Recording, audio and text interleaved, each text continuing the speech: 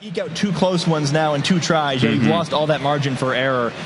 Also interesting to see that Gavin's choice not to use a Mega there was actually brilliant. That last Pokemon Salamence helping knock out 3 Pokemon in quick succession there. So sometimes you don't need that Mega. Sometimes something else is more appropriate. He brings the best Pokemon for him there and is able to close the game very effectively there. So also kind of interesting to see in that game too. Luck kind of bounced both ways. You're thinking, poor Gavin's Ludicolo, right? But at the end, the swagger just wasn't enough, and Gavin was able to get his attacks off there right when he needed to. Big battle there. I guess I'm curious if we'll see any adjustments here.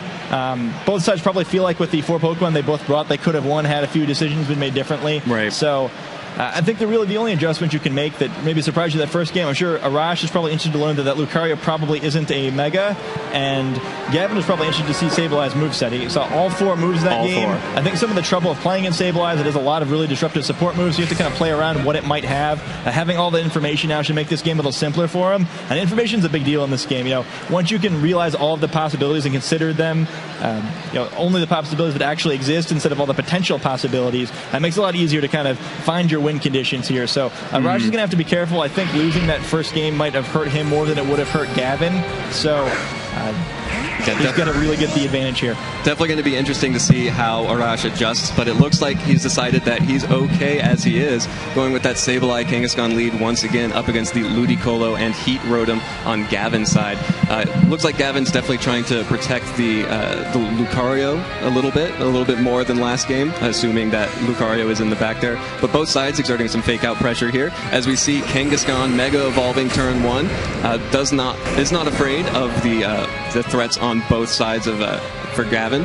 Is going to go ahead and Mega Evolve right in their face as the fake out comes out from Mega Kangaskhan onto the Ludicolo, doing some great damage there thanks to that parental bond ability. As Sableye is going to go right ahead and swagger, not going to go for the taunt onto that Heat Rotom. It's just going to go straight for the swagger. We'll see if Heat Rotom did go for the Will-O-Wisp onto that Kangaskhan. That would be a huge play at the very first turn. The confusion goes through, but it selects Overheat instead. Obviously trying to predict a switch out from that Kangaskhan there into one of the Pokemon in the back. Well, I mean, maybe that, or I think that's sort of the advantage of having shown Taunt in the previous games. They don't always have to use it, because any turn this Will-O-Wisp or this Rotom wants to use Will-O-Wisp, it has to be like, well, maybe I'll get taunted, so I don't want to waste my turn. Maybe I should overheat instead. So Arash kind of wins the mind game there. No, not risk the burn, but taking all that damage instead isn't necessarily that much better. Probably all of Gavin's Pokemon will be able to capable of finishing it off now with their most powerful attack, other than this Rotom until it switches out and resets that special attack. So it's going to be a little more daring to try to make too many plays with it the rest of the game. I guess it's sort of the trouble of the Sableye Kangaskhan lead, right? Like, you've got the fake out with Kangaskhan, but when you don't have a partner next to it that can actually exert any offensive pressure, you're a little more limited with the plays you can make. Right. And it looks like that Heat Rotom is going to go ahead and switch out to reset that special attack, as well as get rid of the confusion. The Intimidate coming out from Gavin Salamence is going to make sure that Kangaskhan is not able to hit at full strength this first turn, and baits out the taunt from Sableye. Kangaskhan is going right for the return onto the Ludicolo, identifying that as the threat here. Is going to be able to pick up the KO there. That's just how powerful Mega Kangaskhan is. Even with the Intimidate on it, is still able to pick up the KO against that Ludicolo. That's a big knockout there. I was kind of wondering if Ludicolo might be trained to survive that. Looked like it was going to be very close there, but that does get the knockout, so I guess not. At least we've got intimidated Kangaskhan out, so I guess there's still close positioning here. Kangaskhan's definitely not safe. It's probably going to want to switch out here since either of these Pokemon could knock it out. So a very tight game still, but a nice play by Arash there to take the Pokemon lead again. I'm sure he's not going to get too confident because of that, since he had the lead in the previous game also, but it's a big deal to get that positioning advantage. We also see Salamence a little sooner this time. Maybe Arash can start wearing this down faster. Salamence came in very late in the battle in the previous match. I think that was a big part of why Gavin won with it, so perhaps maybe get the swagger on it sooner, even the burn, just to start wearing it down will help out here. Interesting switch. Kangaskhan is going to retreat in favor of that Tyranitar. Very dangerous switch, with Sableye not being able to exert too much pressure on both of these Pokemon. You see the swagger coming out from Sableye onto the Heat Rotom again, going to try to make sure that Heat Rotom isn't able to do anything this turn. Goes ahead and gets the confusion. Salamence is going to go with the Dragon Pulse, likely on that Kangaskhan slot, but is going to connect with that Tyranitar, dealing some decent damage. Of course, with the special defense boost, not a whole lot. I'm sure Arash will anticipate here and perhaps use either a Will-O-Wisp or a Swagger to try and counter that. And one of the best parts of having Kangaskhan in the back is that you get to bring out the fake-out pressure. We've already seen it once. Fake-out, of course, would be able to neutralize one of the opponent's Pokemon for a turn. It's going to go ahead and Mega Evolve and go right into that Mega Kangaskhan form and use the return going straight on the offensive onto the Heat Rotom, gets the KO in one hit. Kangaskhan, Mega Kangaskhan is just so strong. Easy KO there. Ludicolo again confused, trying to see if it can get another attack through. Gets the Scald off through the confusion, again onto the Kangaskhan. Will it get the burn this time?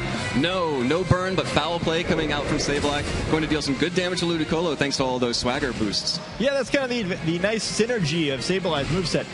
Foul play does damage based on your opponent's attack, so by raising your attack with Swagger, you actually get to do more damage yourself. Especially against special attackers who can't even use the attack boost. Right, yeah, so there's no drawback of raising the attack, but there is a big advantage, especially for Ludicolo there. Pokemon that's very bulky on the special side, but frailer physically, so very vulnerable to the strategy that Sableye is using here. Now a second foul play would knock it out there, so there's a lot more. It's harder to stay in safely here. You know that if you do stay in, you're taking a much bigger risk than you might be otherwise.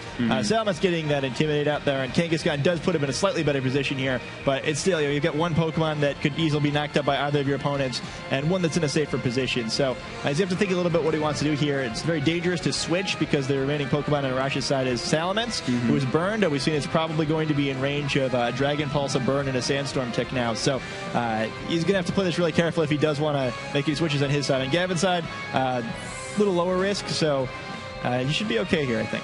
And it looks like Ludicolo is going to switch out, does not want to take any additional damage into the Lucario. Swagger coming off onto that Salamence again. Just going to keep making sure that Gavin has no certainty over his side here. We see Salamence is going to try to get an attack off. Gets the Draco Meteor, selecting Draco Meteor this time onto that Mega Kangaskhan. Is it going to be enough? We've seen Dragon Pulse only so far, and the Draco Meteor is going to connect. It's going down, not quite enough. Mega Kangaskhan hanging on just by a sliver of HP there. Power-up punch onto the Lucario, predicting that switch, getting a boost there, but hanging on just on a sliver there. Not great position for Kangaskhan, but some important damage onto the Lucario. Yeah. I mean, it's nice. At least the power punch keeps Arash in the game here. I think he'd definitely be in very big trouble otherwise. Even as it is, he's going to have to make a dangerous prediction here. He can. Salaman's probably not going to want to just take the Sucker Punch from the boosted Kangaskhan here. He could switch out. If he does so, he's going to want to attack instead. Could use Follow Me. Yeah, Follow Me is a threat here.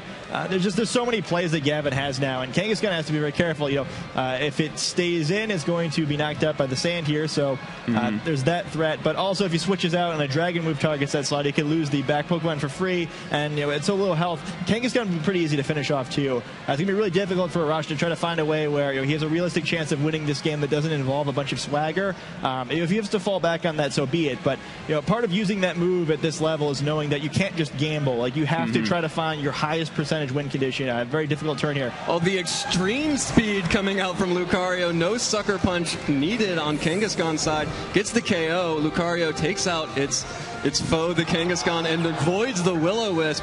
The roll's just not working out for Arash this time, but does get the confusion onto the Salamence on Gavin's side. And of course, again, the sand is subsiding, but no Pokemon surviving thanks to that this time. But it would have, right? I guess I was wrong there. He could have chosen to withdraw that there. I'm sure he wasn't expecting the extreme speed from Lucario. It's not a very common attack on it. Usually if you see a priority move on a support Lucario like this, you expect it to be Bullet Punch because it gets the bonus for being a Steel type. But the advantage of extreme speed is that it's a higher priority than other priority moves. So instead of going by the order of speed, it just gets to go first. So the slower Lucario attacking before Kangaskhan and getting that knockout there, even if it had tried to use Sucker Punch. Gavin's going to go ahead and switch that Salamence out, hoping to reset the special attack drops and potentially able to lock itself into the more accurate Dragon Pulse coming out. Protect from Lucario does eat the Fire Blast from Salamence as foul play coming off on Ludicolo. No Swagger boost this time, so it doesn't deal a lot of damage. Ludicolo just barely hanging on there as well. Potentially showing a fake out threat though, which Arash has to be concerned about. Yeah, both the threat of fake out or just an Ice Beam. Ludicolo could just choose to try to knock it out here. Salamence, because of that, Might have to try to Fire Blast Ludicolo slot just to not risk being knocked out by it. It's likely that Lucario doesn't have a way of knocking out Salamence here, so it could be free for another turn that way. There's also the option of using Sableye to try to Swagger, but like I mentioned before, that's a big gamble, and I'm expecting he won't go that route just because you're putting lots of RNG there, but I guess because of Follow Me, it doesn't really matter. Yeah, Lucario using that Follow Me, going to make sure that any attack onto Gavin's side is going to be taken by that Lucario. Is going to faint thanks to that Fire Blast, though, finally connecting, which will allow that Sableye to get something off onto the Ludicolo, but goes for the foul play, so Ludicolo is faster and able to get the Ice Beam, feints the Salamence, and it's only Sableye left for Arash. And foul play might be able to pick up the KO here, but up against Salamence, not your best odds. Maybe. I think this is actually a really interesting duel. Unfortunately, this one's probably going to come down to rolling the dice a little bit, but a nice play by both sides there. But I think I'm actually happier if I'm Gavin because he has the higher odds for the rest of his game here. Getting 2 knockouts in a turn for 1 is normally a good thing, but this duel is sort of the doomsday scenario if you're a Sableye player. You really don't want to come down to just your one support Pokemon. And here it comes, Swagger making its appearance here as the deciding match of the first round of the VGC here in DC. Salamence is confused, is going to connect, hit itself in its own confusion. That's some important damage on Salamence's side. It's not over yet, though. It's not over yet. If Salamence gets the attack through this turn, a Draco Meteor could still knock it out. And we'll see. Salamence still confused, does get the Draco Meteor up, is going to connect onto that Sableye. We'll have to see if it's going to be exactly enough.